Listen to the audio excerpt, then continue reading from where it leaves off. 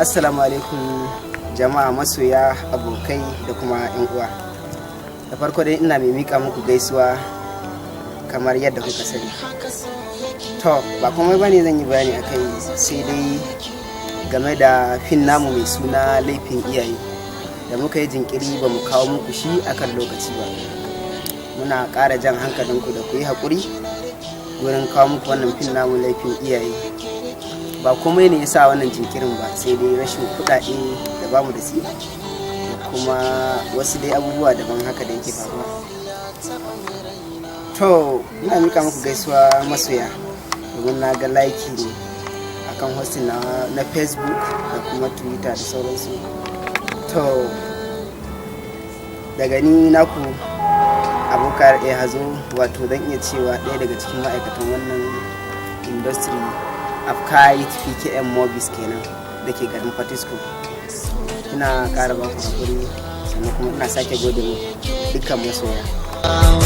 Taho ki hauta giya in kake cin gida in ajiye ta bani sauran faɗin wanda ya taɓa kina faɗin da ni da ke Allah ya haɗa ba zai raba su shi kin jiya ta.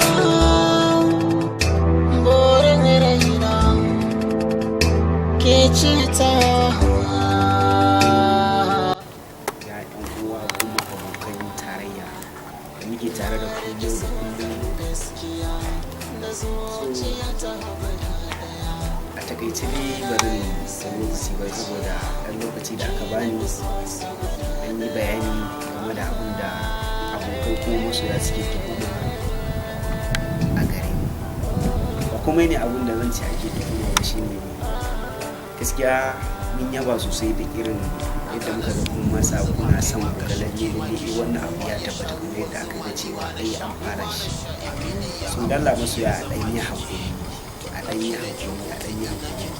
ina dan bukatar uzuri kadan akan maganan tun din ne kowa da kowa yake bukatar girma shi ne laifin iyaye da muka samu su cikin ikon Allah ya sa fara lafiya kuma insha Allah muna can zuwa a gama lafiya ba tare da ɓata lokaci ba. Ina ƙara jan hankalin mutane saboda yanayi da ya zo da haka amma a ɗan yakuri a tira lokaci kaɗan. Na gode. Ni ne naku Sadiq yan Yusuf da ke shirya wannan ma'aikata da ke ɗaya daga cikin ma'aikata na wannan kamfani namu mai suna Akan Industry PKM. Na barku lafiya, a huta lafiya. Na gode. Wata yarinya ta bata kaina